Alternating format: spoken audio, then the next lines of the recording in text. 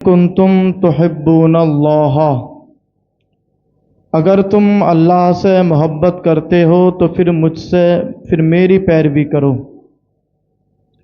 یہاں پر قابل غور بات یہ ہے، یہاں ایک شرط رکھی گئی کہ اگر تم اللہ سے محبت کرتے ہو تو حضور فرماتے ہیں فاتبعونی، تو میری اتباع کرو۔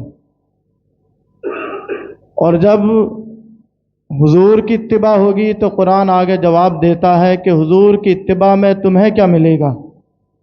یحببکم اللہ، اللہ تمہیں اپنا محبوب بنا لے گا۔ بہت ہی گہری آیت ہے اور اس کا مفہوم بھی بہت گہرا ہے، بہت وسیع ہے کہ اگر تم اللہ سے محبت کرتے ہو تو میری پیروی کرو، اور جب میری پیروی کرو گے تو اللہ تبارک و تعالی تمہیں اپنا محبوب بنا لے گا۔ وَيَغْفِرْ لَكُمْ ذُنُوبَكُمْ، پہلا انعام یہ ہے حضور کی اتباع میں کہ اللہ تم سے محبت کرنے لگے گا، اور دوسرا انعام یہ ہے وَيَغْفِرْ لَكُمْ ذُنُوبَكُمْ، اللہ تمہارے سارے گناہ معاف فرما دے گا۔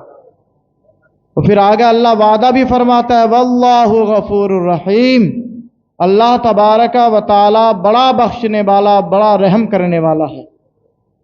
لیکن حضور نبی کریم صلی اللہ علیہ وسلم نے جو فرمایا کہ اللہ نے فرمایا کہ اے محبوب آپ کہہ دیں کہ اگر تم اللہ سے محبت کرتے ہو، تو سوال یہ ہے کیا واقعی ہم اللہ سے محبت کرتے ہیں؟ آیت کا جو پہلا جز ہے اس پر غور کیا جائے، کیا ہمارے اندر واقعی اللہ کی محبت ہے؟ اگلا اسٹیپ ہے فاتبعونی، تب میری اتباع کرو۔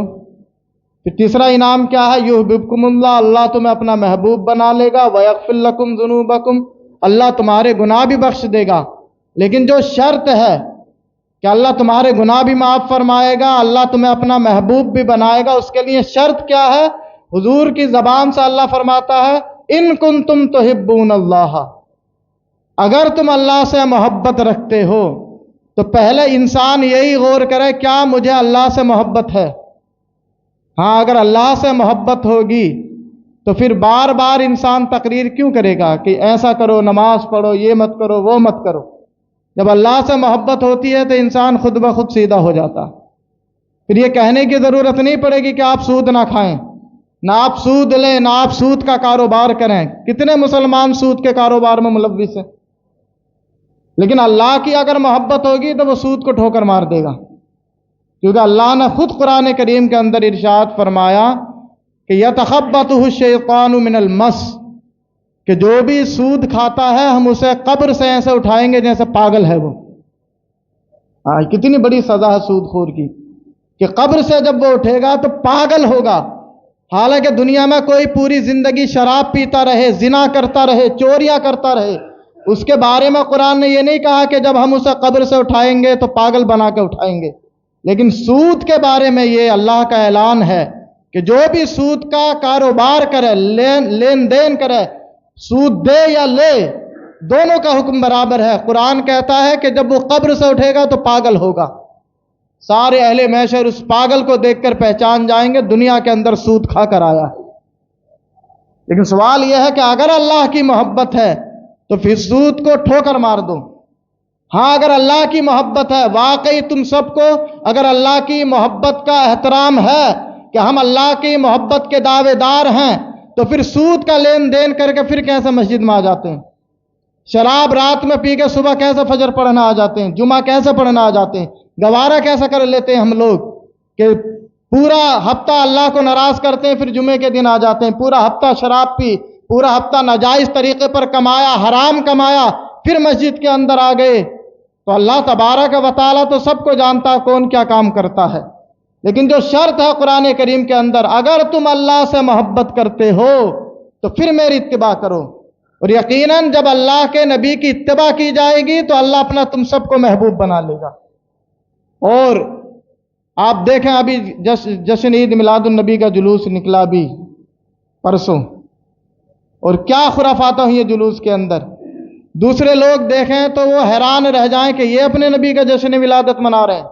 پائپ روڈ پر تو باقاعدہ پٹاخے پھوڑے گئے ہیں، پٹاخے پھوڑے جا رہے ہیں، पाइप लाइन पे क्या है, धुआं ही धुआं। अब दूसरे देखेंगे तो क्या कहेंगे, देखो ये जश्न विलादत है। क्या ऐसी तस्वीरें नहीं आई हैं जश्न विलादत के जुलूस में कि ख़वातीन और औरतें क्या जुलूस में चल रही हैं? बाकायदा एक बड़ा मुफक्किर है बदमज़हब, खुद को मुफक्किर कहता है, उसने ये पोस्ट डाली है कि ये मुसलमान है, ये सुन्नी है, अहले सुन्नत वल जमात है, कि ये ईद क्या कहते हैं, ये ईद उल फित्र ईद उल अज़हा में तो अपनी औरतों के दरवाजे बंद कर देते हैं कि तुम नमाज अपने घर पर पढ़ो, तुम्हें मस्जिद में आने की ज़रूरत नहीं है ईद उल फित्र में, ईद उल अज़हा में। और जो ईद मिलादुन नबी खुद इन्होंने बनाई है उसमें अपनी औरतों को लेकर चलते हैं। ऐसी भी तस्वीरें हैं कि जहां पर लड़कियां नात पढ़ रही हैं जुलूस के अंदर। ये सारी खुराफातें कहां से आई हैं? यकीनन हम सबके बच्चे हैं वो। और डीजे का कितना एहतमाम लोग कर रहे हैं। डीजे के सामने हमारे नौजवान किस कदर, रात में जो जुलूस निकलता खास तौर से, उसमें किस कदर रुमालबाजी होती है, किस कदर क्या है वो डीजे की धुन पे कूद रहे, उछल रहे। कोई दूसरा देखे तो हैरान रह जाए कि ये जश्न विलादत है। यानी जुलूस क्या हो गया, पूरी खुराफात का अड्डा बन गया है। और ये नौजवान इस कदर दीन से दूर है, इन्हें ये पता नहीं कि हाँ ये जो काम हम कर रहे हैं गलत है या ठीक है। बस कि हाँ हुजूर की मोहब्बत में हम अगरचे हराम काम करें वो भी उन्हें ठीक लगता। उन्हें दीनदारी सिखाई नहीं, किसने नहीं सिखाई दीनदारी? किसने अपने बच्चों को हुजूर का अदब नहीं सिखाया? किसकी कमी है? हम पेरेंट्स की कमी है, वालिदैन की कमी है। क्यों नहीं उन्हें बचपन से बताया कि हुजूर की विलादत किस तरह मनाई जाती है? क्यों नहीं रोका जाता कि हुजूर की विलादत पर उछलना कूदना मना है? और डीजे की क्या है धुन पर नाच भी रहे नौजवान। और पहले भी मैंने ऐलान किया था कि जब जश्न विलादत का जब जुलूस निकले ईद मिलादुन नबी का, तो बिल्कुल अदब एहतराम के साथ सर झुकाए हुए दुरूद शरीफ पढ़ते हुए चलें। लेकिन कौन है जिसने दुरूद शरीफ पढ़ा हो पूरे जुलूस में? कितने तो जुलूस में इसलिए शिरकत कर रहे हैं कि जो लंगर बंटता वो हाथ आ जाए। इसलिए क्या है जुलूस के अंदर शिरकत हो रही है कि थैलियां भर ली, थैले भर लिए। लेकिन हुजूर से हकीकी मोहब्बत का इजहार कब होगा? हुजूर से हकीकी मोहब्बत का इजहार तब होगा कि वही नारे लगाए जाएं जिन्हें शरीयत ने इजाजत दी है, जिन नारों को लगाने की। और जुलूस के अंदर हुजूर से सच्ची अकीदत का इजहार तभी होगा कि जब लोग खुराफात से बिल्कुल दूर रहें, हर कदम पर एक मरतबा दुरूद पाक पढ़ें, तभी हकीकी जश्न विलादत क्या है मनाया जाएगा। लेकिन ये सारी चीजें बलाए ताक हैं। लेकिन नौजवान बिल्कुल खुराफात में आ गए हैं। तरह तरह की क्या खुराफात देखें तो हैरान रह जाएं। दूसरे देखें तो वो यही कहेंगे ठीक है, इनसे तो अच्छा कि हम जुलूस नहीं निकालते। हम उनसे कहते हैं दलीलें देते फिरते रहते हैं, हर जुमे में दलीलें देते हैं। जुलूस निकालना कहां से साबित है? जश्न ईद मिलादुन नबी मनाना कहां से जायज है? ये सारी दलीलें हम देते हैं उन्हें। लेकिन वह गैर जब ये सारी खुराफात देखेंगे तो क्या कहेंगे? तुमसे तो अच्छे हम हैं, कम से कम आतिशबाजी तो हम नहीं करते, कम से कम डीजे की धुन पर हम नाचते तो नहीं, हमारे नौजवान उछलते कूदते तो नहीं। ये किसके नौजवान है? अहले सुन्नत वल जमात ही के तो नौजवान हैं। लेकिन वजह क्या है कि उन्हें हकीकी माना पता ही नहीं कि हुजूर से मोहब्बत का इजहार कैसे होता है, हुजूर से कैसी मोहब्बत हमें करनी है। हुजूर की मोहब्बत है क्या? हुजूर की मोहब्बत तो यह है कि इंसान सारे गुनाहों को छोड़ दे। हुजूर से इश्क का तकाजा यह है कि नौजवान जिन गुनाहों में मुलव्विस है ठोकर मार दे। और हुजूर से हकीकी मोहब्बत का तकाजा यह है कि इंसान जो भी गुनाह कर रहा है उसको बलाए ताक रख के हुजूर की सुन्नतों का पाबंद हो जाए। यही है क्या है इश्क हकीकी है। और यकीन जाने सहाबा की अगर आप जिंदगी देखें तो सहाबा किराम ने हर लम्हा हर कदम पर हुजूर की इत्तिबा को फॉलो किया है, हुजूर की पैरवी की है। अगरचे नुकसान करोड़ों का हो जाए लेकिन सहाबा किराम ने हुजूर की सुन्नत से समझौता नहीं किया है। आप देखें उठाकर तारीख, हजरत अमीर मुआविया जो शाम के क्या अमीर हैं, हजरत अमीर मुआविया के बारे में आया कि जब आपकी जंग हुई रूमियों से बाकायदा, तो रूमियों ने जब देखा कि यह हजरत अमीर मुआविया की फौज है तो जंग के दौरान मोहलत मांग ली, सुलह कर ली कि कुछ दिन के लिए जंग बंद कर दी जाए। जंग बंदी का ऐलान हो गया। मुसलमान भी आराम से कि अब जंग नहीं होगी। लेकिन जब वक्त गुजरने लगा, क्योंकि मुद्दत थी कि इतने दिन तक जंग नहीं होगी, रूमी भी आराम से थे कि मुसलमान इतने दिन क्योंकि बेवफाई करेंगे नहीं, ऐलान हो गया कि इतने दिन क्या है जंग नहीं होगी, वो भी आराम से। लेकिन हजरत अमीर मुआविया की तदबीर देखें, اعلان کیا ہوا کہ اتنے دن تک جنگ نہیں ہوگی، رومیوں سے، سپر پاور ہے روم اس وقت کا. تو حضرت امیر معاویہ نے اپنی فوج کو حکم دیا کہ جنگ اگرچہ نہیں ہوگی لیکن رومیوں کی سرحد تک اپنی فوج کو حضرت امیر معاویہ نے بھیج دیا، تاکہ جیسے ہی مدت ختم ہو سرحد پر فوج ہوگی فوراً حملہ کر دے گی رومیوں پر، اور لمحوں کے اندر کیا ہے مسلمانوں کو فتح حاصل ہو جائے گی. اور جب یہ عمل کیا حضرت امیر معاویہ نے، جنگ بندی کا اعلان ہو چکا، قریب سے سنیں اس بات کو، حضرت امیر معاویہ نے مسلمانوں کی فوج کو، اپنی فوج کو رومیوں کی سرحد کے قریب لگا دیا اسی جنگ بندی کے دوران. اور مدت ختم ہونے والی تھی اگلے ہی دن، اور جنگ ہونے والی تھی، اور رومی بڑے آرام سے تھے کہ بہت دور ہے مسلمان، اور اگر مدت ختم بھی ہو گئی تو کچھ وقت لگے گا آنے میں ہماری سرحد تک. لیکن انہیں علم نہیں تھا کہ حضرت امیر معاویہ نے کون سی تدبیر اپنائی ہے، اور اعلان کرنے والے تھے اگلے دن حضرت امیر معاویہ کے رومیوں پر ٹوٹ پڑو. لیکن ایک صحابی حضور کا کیا ہے ایک پیغام لے کر آتے ہیں. حالانکہ حضرت امیر معاویہ کا ذہن وہاں تک نہیں گیا تھا.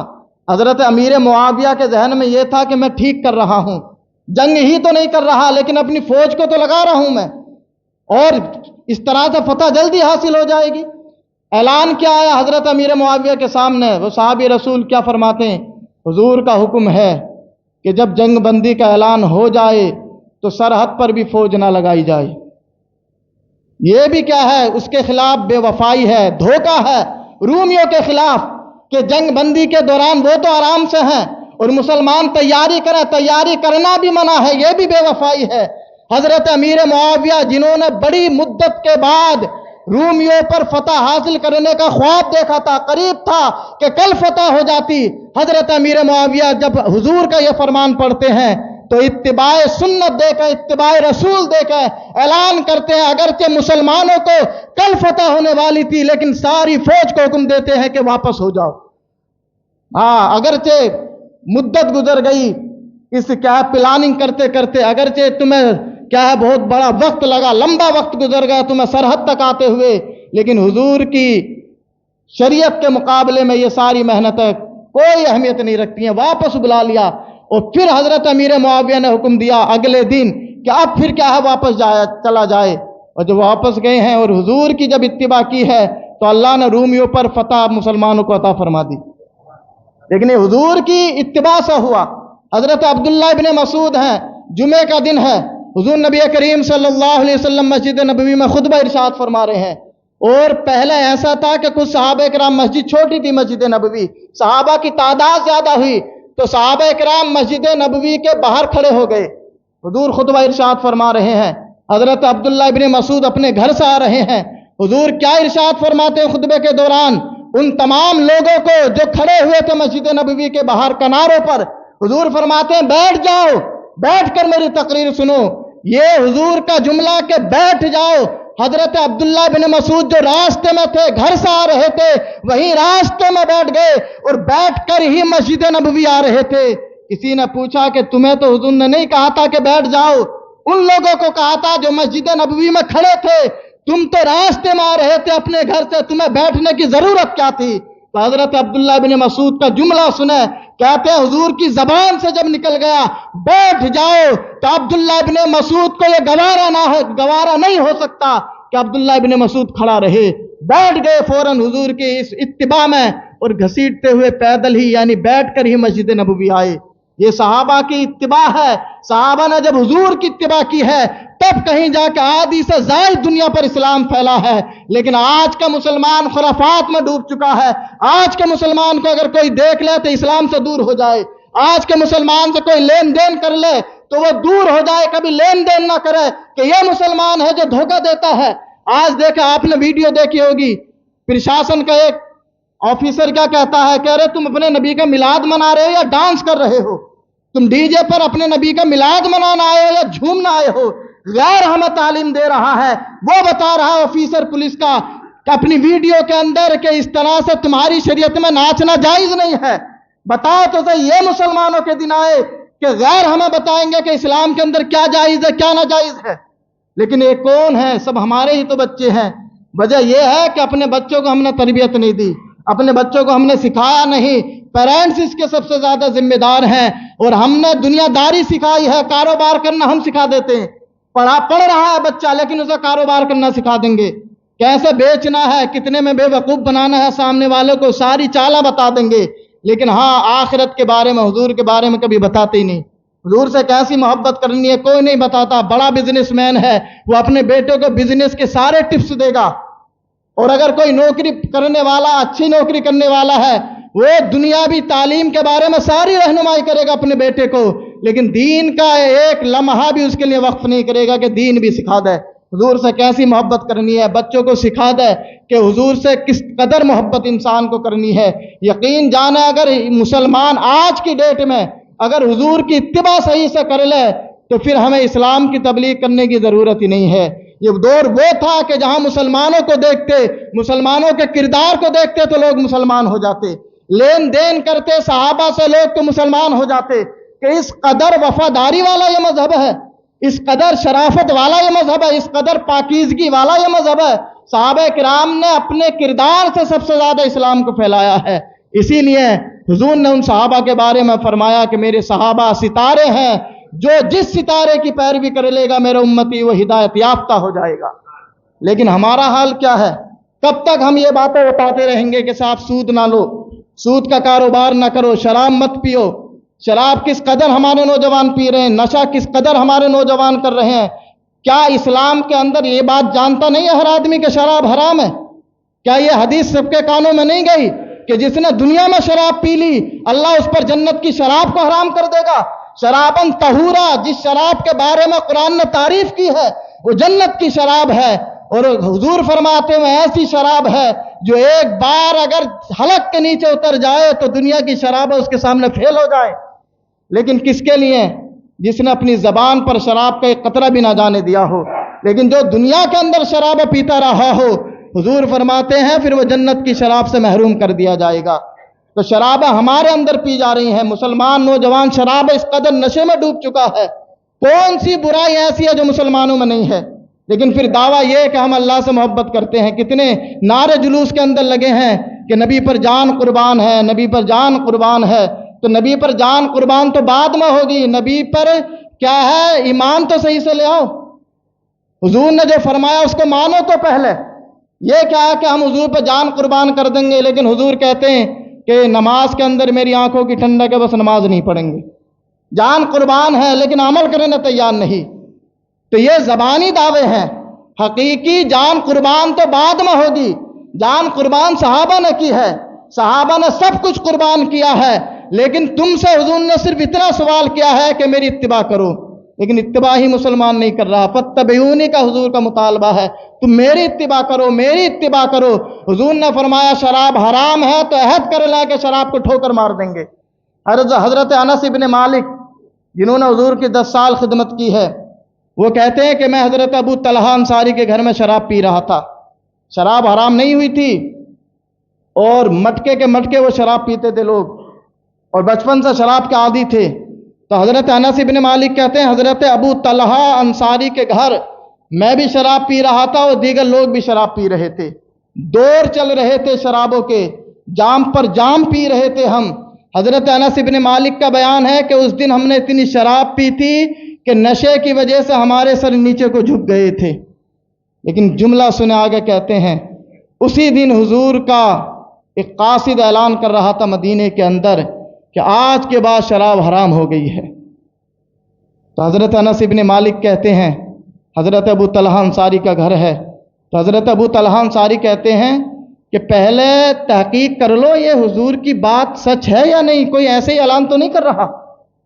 تصدیق کی جائے کیا حضور نے شراب کو حرام کر دیا ہے، تصدیق کی جائے۔ تو حضرت انس ابن مالک کیا کہتے ہیں تصدیق بعد میں ہوگی، پہلے شراب کے مٹکے پھوڑے جائیں گے۔ کیا جملہ، شراب کے مٹکے پھوڑے جائیں گے۔ اگر بات جھوٹی نکلی تو شراب کے مٹکے شراب اور خریدی جا سکتی ہے، لیکن تم اگر تحقیق کرنے کے لیے گئے تو اتنی دیری ہو جائے گی رسول اللہ کے فرمان کی اتباع کرنے میں۔ شراب کے مٹکے پھوڑ دیے۔ جس دن حضور نے شراب کو حرام قرار دیا، مدینے کی گلیوں کے اندر شراب ایسے بہ رہی تھی جیسے نہریں بہتی ہیں۔ یہ کس لیے؟ حضور کو جانتے تھے کہ حضور کی محبت ساری چیزوں کی محبت سے بڑھ کر ہے۔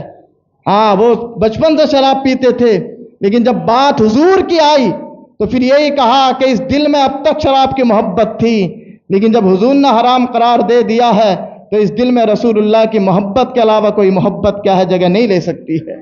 یہ ہے مسلمانوں کا شیوا، یہ ہے صحابہ کرام کا کردار کہ صحابہ کرام یہ نہیں دیکھتے نقصان ہو رہا ہے نفع ہو رہا ہے، بس رسول اللہ کی اتباع چاہیے، رسول اللہ کی پیروی چاہیے، اور رسول اللہ کی پیروی ہی مسلمانوں کو ترقی دلا سکتی ہے۔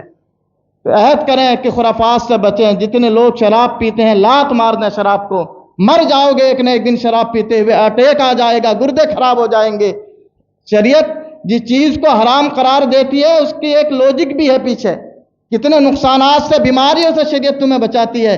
یہ نہیں کہ شریعت نے شراب ایسے حرام قرار دے دی، کتنے نقصانات ہیں اس کے۔ ہر کام اگر آپ سنت نبوی پر ریسرچ کرو گے تو آپ کو پتا چلے گا کہ ہر سنت نبوی کے اندر کہیں نہ کہیں کیا میڈیکل فائدہ ہے، ہر سنت کے اندر کوئی نہ کوئی فائدہ ہے، رسول اللہ کے فرمان کے پیچھے کوئی نہ کوئی حکمت ہے۔ ایسے ہی رسول اللہ نے شراب کو حرام قرار نہیں دیا، ایسے ہی رسول اللہ نے سود کو یا قرآن نے سود کو حرام قرار نہیں دیا۔ پتہ ہے قرآن کو بھی، پتہ ہے رسول اللہ کو بھی کہ سود کا جو کاروبار کرتا ہے وہ ڈوب جاتا ہے، اس پر یقین ہونا چاہیے۔ جو سودی لین دین کرتے ہیں، مارکیٹ کا ایریا، ہمارے سارے نمازی اکثر مارکیٹ میں رہتے ہیں اور خبر مجھے ملتی رہتی ہے کون سود کا کاروبار کرتا، مجھے بھی خبر رہتی ہے، اور اگر میں یہاں نام لے دوں تو رسوا ہو جائے گا، تو اگر بروز محشر نام لے دے تو پھر رسوا نہیں ہوگا۔ دنیا میں انسان چند لوگوں کے سامنے رسوائی سے ڈرتا ہے، ساری دنیا کے سامنے جب اللہ اگر اس کو رسوا کر دے تو پھر کیا ہوگا؟ تو اللہ تبارک و تعالیٰ سے ہمیشہ ڈرنا چاہیے۔ اللہ تبارک و تعالیٰ نے تمہارے رازوں کو چھپا رکھا ہے تو پھر توبہ کر لو، گناہوں سے توبہ کر لو۔ جو شراب پیتے ہیں رات کو چھپ چھپ کے، والدین سے دور ہو کے شراب پیتے ہیں، وہ بھی توبہ کر لیں۔ جو طرح طرح کی برائیوں میں جو ناجائز کاروبار کرتے ہیں وہ بھی توبہ کر لیں۔